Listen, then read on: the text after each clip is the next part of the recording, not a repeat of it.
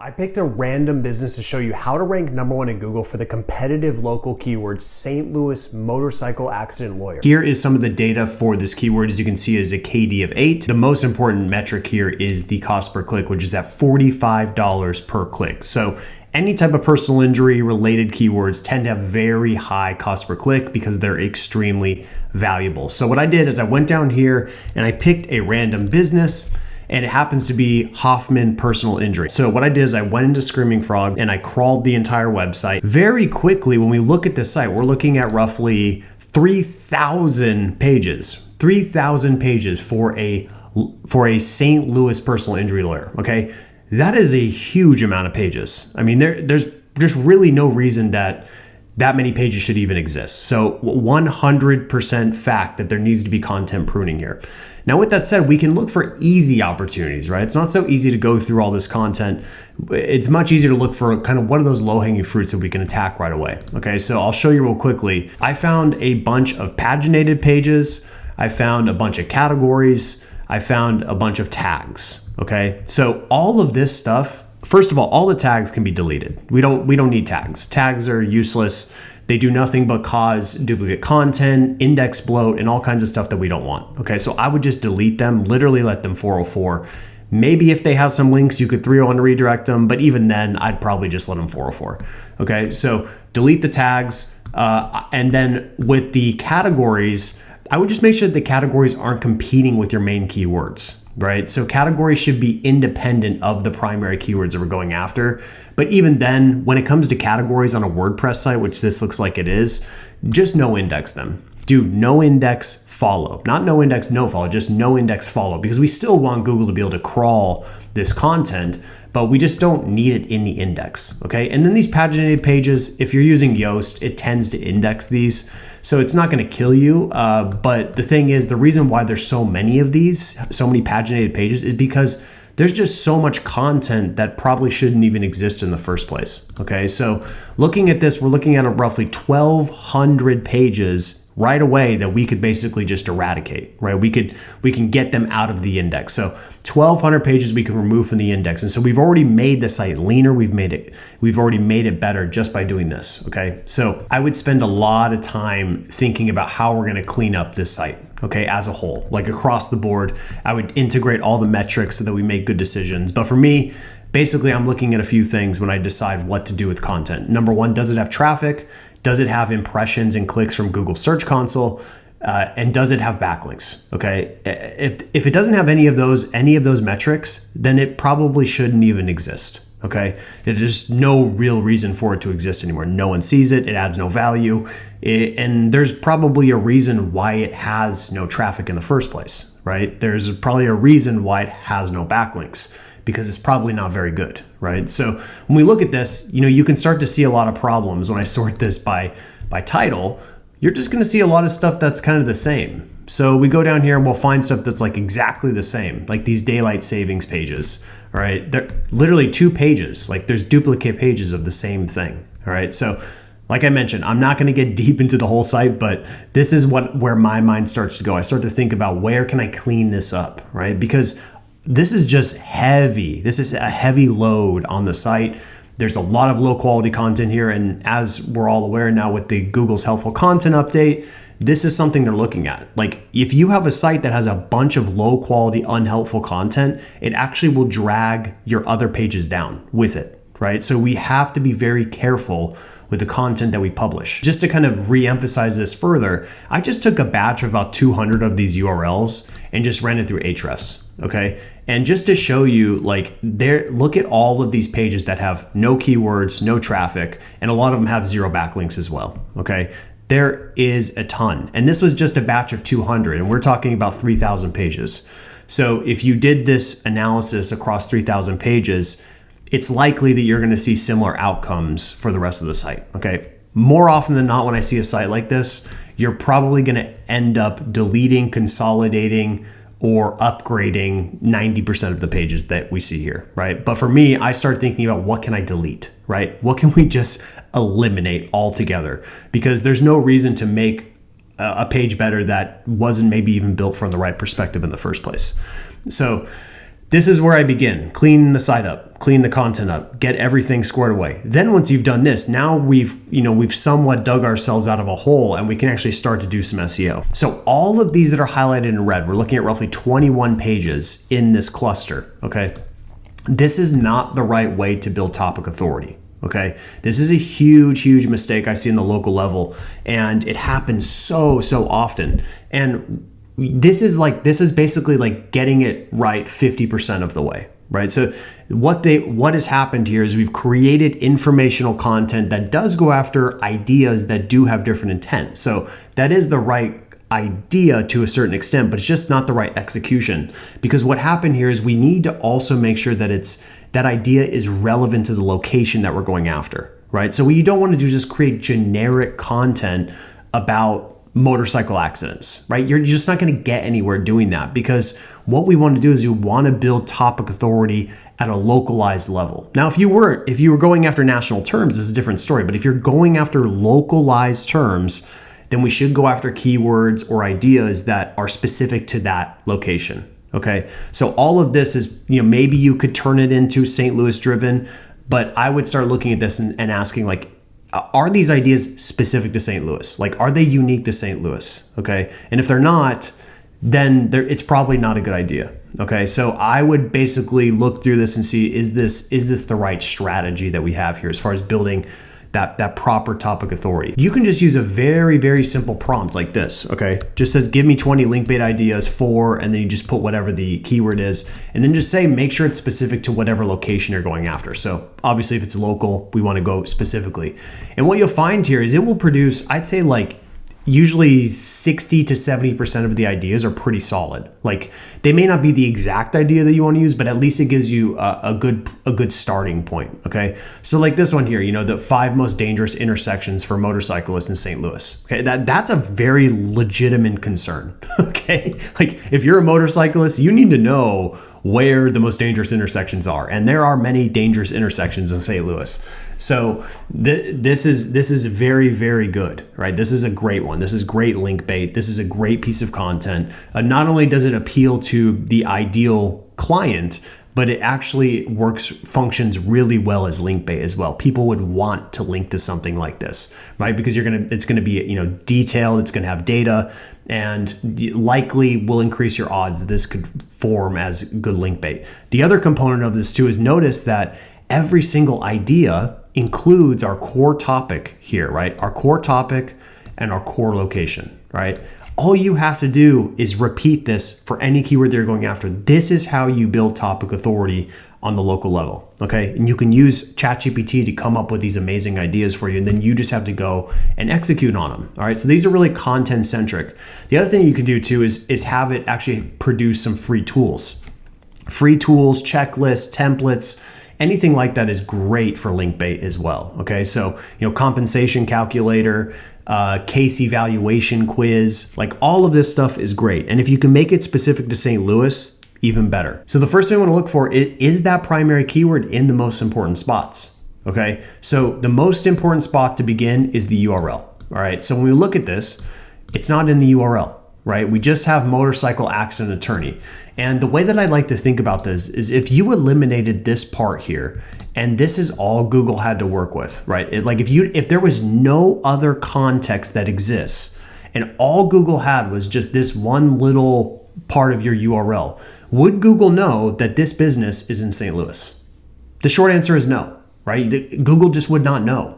So that's why we need to make sure we have the location in the URL so that Google can say, oh, I see, they're a motorcycle accident attorney in St. Louis. So in a case like this, I would absolutely change the URL structure to be more optimized. And then I would 301 redirect the old URL to the new URL. And the point is, like, they don't really have anything to lose at this point. They're ranking number 50 something. So there's really not going to be any downside to changing it. But even if they were ranking, let's say they're ranking a little bit better, I've just seen it countless times where we change the structure and we 301 redirect and we make the page more relevant and it outperforms, right? It outperforms the previous version. So just my experience. And back in the day, it used to be dangerous to change URLs, but these days it's not as dangerous as it once was. Google's gotten a lot better at indexing those changes. Okay. So put the keyword phrase in the URL. All right, very important. Next one is we want to make sure it's in the title tag. Now this title tag, this one doesn't really make a whole lot of sense because we're basically just duplicating the same phrase. And Google knows that attorney and lawyer are the same thing, right? Google is not as archaic as it used to be, so you don't need to put a slight variation like this in here. Google will know that it's the same thing. So I would just model what's already working in the search results. When we look at the search results, go back to the competitors, look at the top four here. There's no secrets here, right? It's very, very clear what works for this keyword. Just put the primary keyword in the title. That's it. Just put it in there. But what I would do is I would spice up the title a little bit. So I'd follow the exact framework that's working here, but then I would just add something here, some sort of really small offer just to incentivize that click more, right? Because when you just look like everyone else, you can't expect to get the clicks that you're looking for. So you want to add something in the title. It doesn't have to be free consultation, but it could be anything just to make you stand out a little bit more. Because basically what we've done here is we've satisfied the optimization the right way in the title tag, and now we're adding some elements in here to incentivize that searcher to click on our result versus the other four here that are all the same. Okay, so there is a good reason to do that to increase CTR.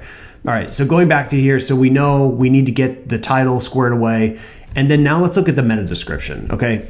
This is another unfortunate mistake I see very often. This is kind of a weird catch-22 situation, but putting the phone number in the description is actually not a great idea, because what could happen is someone will search this keyword, they will see your phone number in the description, and they will call you direct. And so that's not a bad thing for the business, right? That's a good thing for the business. But the problem is it's a bad thing for SEO because now no one clicked on your result, right? So if no one's clicking on your result, Google's going to look at that and say, why, we have these top 5 results. Why is this one page not getting any clicks? Oh, well, it must not be very good, right? There must be something wrong with it. Maybe the intent is off. Maybe the page is low quality. Google will start to, on its own, decide, based on those signals, right? If your page is still appropriate for that keyword. Okay, so you really don't want to put a phone number in a description or even in the title. You don't want it to be in the SERPs at all. As far as organic rankings, okay, you don't want that. Now, the other thing is making sure we get the keyword in the meta description. Okay, once again, we just have motorcycle accident lawyers here, but we don't have St. Louis. So we need to have St. Louis motorcycle accident lawyer in the description. Okay, so URL, title, description. That's bare minimum. All right, now we're going to look at the headings. Going here, we have motorcycle accident lawyer St. Louis in the H1. That works. This is not optimized the way that it should be. We need to have St. Louis in the H2. All right, now we can go back and look. Now looking at just kind of the copy itself, we'll look at St. Louis. Actually, we'll do motorcycle. And what we want to see is that the primary keyword is in the first sentence. Okay, so when we look at this right away, couple problems, right? We don't have the primary keyword anywhere except in the H1. So what I would have is I'd have it in the H1, I'd follow it up with a paragraph that mentions the primary keyword. Then I would have some copy to, a good intro that leads into an H2, and the H2 I'd have a variation of the primary keyword, okay? But this is, once again, we're not really hitting the core relevance that we're going after here. The other thing too is I noticed, there's a couple other things here as well. Number one is just from a user experience perspective, this big banner up here is not doing any favors, okay? A couple problems with this. Number one is it's pushing the content below the fold, right? We want to make sure that the H1 is above the fold. And this isn't even an SEO practice necessarily. This is a UX best practice. Like if you go and study any UX material, you'll see that the number one thing we need to do on any web page is make sure that the user knows where they are, right? They need to know where they are. And so the headline for that page is kind of their path to know, ultimately where they are and what this page is all about. So that needs to be a priority here. All this is going to do is make people click off and make people not actually take the action that we want them to do on this page. And if, depending on how you believe as far as Google conspiracy theories, it's possible that Google may see that certain actions aren't being taken on this page. So a searcher ends up here and the experience is not great and nothing's happening after, no one's going to a second page. Maybe they're not actually filling out a form. Maybe they're not clicking on the call button. Like events are not occurring on this page that are positive in general, right? And so we don't want that. So I would eliminate this altogether, push the headline up above the fold, push the content up above the fold, okay?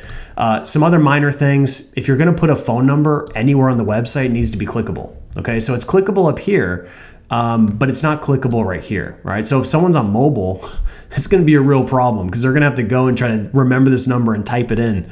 Not good for conversions at all right? So that's not a good sign. I won't get into like the qualitative side of this content, but obviously there's just a lot of things to work through. But the other part of this too is on the intent side as well, right? So we see there's a lot about motorcycles, all right? That's great. Talking a lot about motorcycle accidents, and we're hitting the right relevance here. Okay, that's good. That's good. But when we go down here, we're going to see kind of a weird shift. And all of a sudden now we're talking about St. Louis car accidents. Okay. And I would imagine this is probably a site-wide call to action. But once again, this is why site-wide stuff can be really dangerous because you're throwing off the topical relevance of this page, right? This is not about car accidents. This is about motorcycle accidents. So we really don't want to have anything that is, really about that specific, unless it's in the context of a car hitting a motorcyclist, okay? That's fine, but when we're talking about a totally different kind of topic here, that's not good. So I would make sure to clean this up just to kind of bring in that relevance and make it more tight, okay? That's really important. All right, so we'll continue down this path of looking at the content here. So the next thing is, what I like to do is I'll take this content, and this is even before I do any surfer analysis or any NLP analysis. I'll take this content and I'll just run it through originality.ai, okay? Yes, AI content can rank, okay? There's nothing like, that's already proven. I've proven that. I've ranked many AI-driven assets, okay? But the problem is like, you just increase the level of risk. And so for me, I wanna make sure that any content that we're trying to rank in Google is more likely to be original than AI, even if it was created with AI, right? So you can tell like this content at some point was original, and then maybe, recently with the development of AI, now they've introduced some kind of AI kind of generic stuff in here, okay? And you can tell it's really generic, right? This just looks like your classic ChatGPT content that, didn't use, exceptional prompts by any means. So what I would do is I would just try to shift this percentage, and I want it to be on the majority likelihood that it's original, right? So that's what we're going for. And just remember, this percentage is the percentage is based on what's the likelihood that this content is AI, okay? So I wouldn't want it to be the likelihood that it's 65% AI. That's not the right side that we want to be on.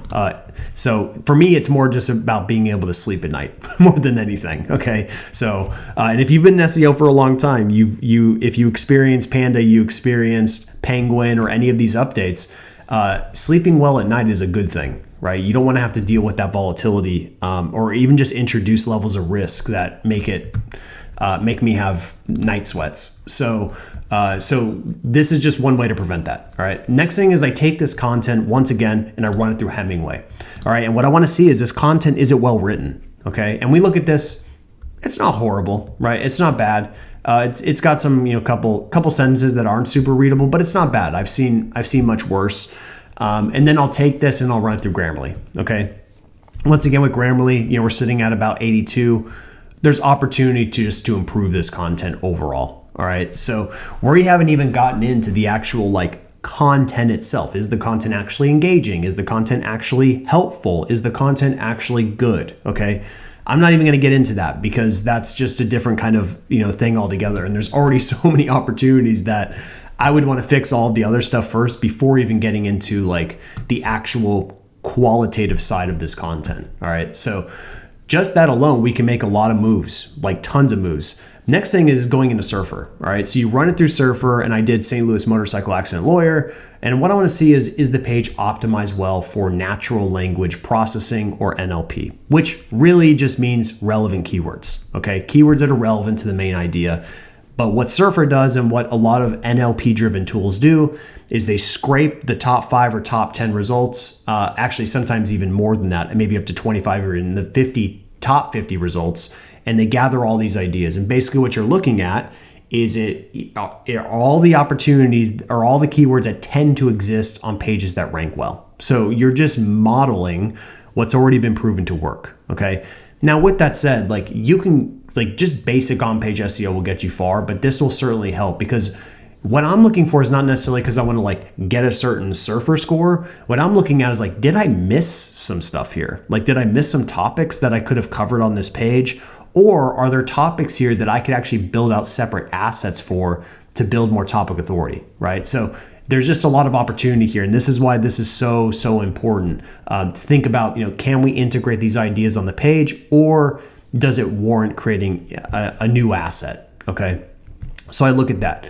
Next one is looking at the word count. We know word count is sufficient, but of course, word count isn't necessarily a ranking factor on its own, right? You could have a ton of words, but they could all be just regurgitated nonsense, right? So word count is kind of irrelevant in this case. What really matters is the quality of that page, and does it help satisfy the intent of the keyword? That's really what we should be caring about.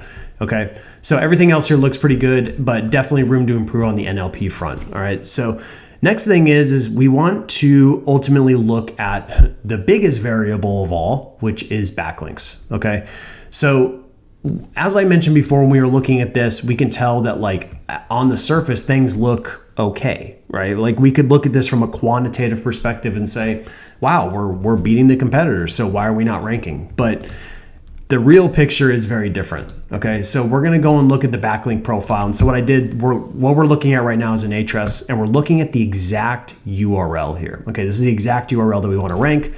And I just want to see what are the links that are hitting this specific page. We're not going to look site-wide yet. We just want to look at this page. Couple things there's some directory-based links here. This is kind of your pre-Penguin spam. And so I would probably go through and just kind of clean this up.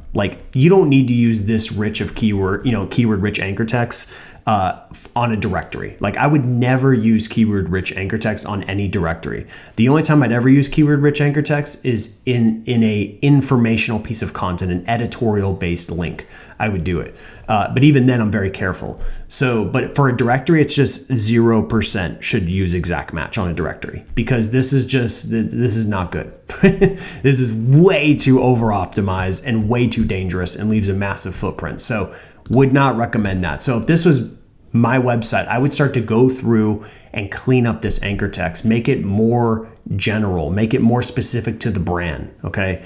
So you could say Hoffman's motorcycle accident division, right? Something that still integrates the keyword, still makes sense for the link, but just don't use this rich of anchor text. Okay. Just too dangerous. And then these links on top of it, there's really no editorial links here, right? These are all just directory links. So very low value links, nothing that's really proving that this is the best page, right? And so Google's using links as votes, and all links are not created equal. So, at this point, the grade of these links is very low. The other thing too is you want to look on a site-wide basis. Your links on a site-wide basis affect other pages, right? So if you have bad links hitting other parts of your site, it's going to drag down other pages just with it. Right? The opposite of, a rising tide lifts all ships. When you build good links, it raises all of your pages up. Other pages will start to perform better when you have good links hitting other pages on your site. But the opposite is also true. When you have low quality links hitting your site, it starts to drag all of your other pages down with it. Right? And so when we look at this, it's not a pretty picture, okay? I have to be honest. This is really, really not good, okay? We've got a lot of sketchy 301 redirects hitting the site that aren't even relevant, like Air Fiesta. I don't even need to go to that and look at the history of it to know that it's not relevant, okay? And I'm actually a proponent of merging domains with your site, but there's a way to do it the right way, and this is not the way we do it. Looking at this, more spammy 301 redirects. And I don't really need to go any further. There's just a lot of problems here. And so this link profile is extremely unnatural. The site itself doesn't even really seem have any legitimate editorial links going directly to the site. It's pretty much all spammy 301 redirects. So, for me, this one's tough because I would have to go through and I would start to probably remove a lot of these 301s. This is the way to fix a link profile like this. Like, even if you do it the right way, it's still going to be very difficult. But you're basically going to have to rebuild the link profile from scratch. Okay. You're going to have to eliminate all the trash, like take the trash out and start over, and then replace, now that the trash is gone and Google's recrawled and re-indexed your site, possibly re-ranked it. Now what we do is we start to rebuild, and we rebuild with high quality links. And the way that I would do it is I would start here. I wouldn't think about the links. I'd think about what can we create that deserves links. Okay. And we create that content, and we do, build at least, 3 to 10 linkable assets, and then use that as our catalyst for acquiring high quality editorial links in a natural and safe way. That way we can build authority through content, which then will raise all of these pages that really are the money pages, right? These are the pages that actually drive the revenue. Okay. But the days of just slamming a page with links, or slamming your site, with just links without any real strategy, is just not a good idea. The strategy you need to use is start with content and then drive high quality relevant links to that content. So obviously getting links from St. Louis based websites, getting links from other lawyers, that's all good stuff. Okay. So main takeaway here is there's a lot of room to improve on this one. Okay. There's a lot of stuff to do. But sometimes, the way, once you've dug yourself into a hole, you have to dig yourself out. And the way to, Warren Buffett says this, but like, the way to get out of a hole is to stop digging, right? And so it's the same with your SEO campaign.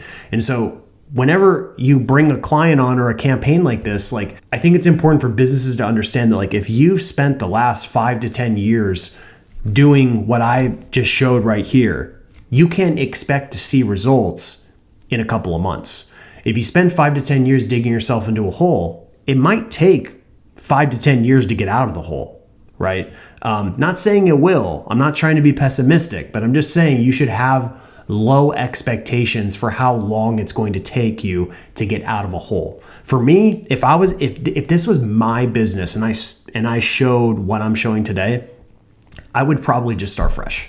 I'm serious. Like, I would keep this up, leave it as is, and I would just create a separate domain that you can build from scratch. Like, it would be less work and more effective just to build a completely new website with the proper SEO strategy in place. And that's just my personal opinion. That's what I would do. And I've seen this countless times. We build one-page websites that outperform sites of this size that are 3,000 pages because it has the right strategy.